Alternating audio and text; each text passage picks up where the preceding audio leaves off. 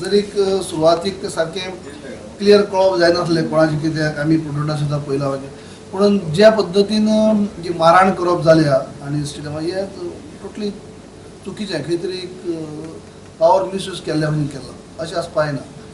ते आनीक कारण सांगतात हें कोण म्हणलें अशें म्हणलें तशें म्हणलें पूण तशें पळोवपाक गेल्यार वचोन अशे पद्दतीन ताका मारहाण करप हें सारकें न्हू.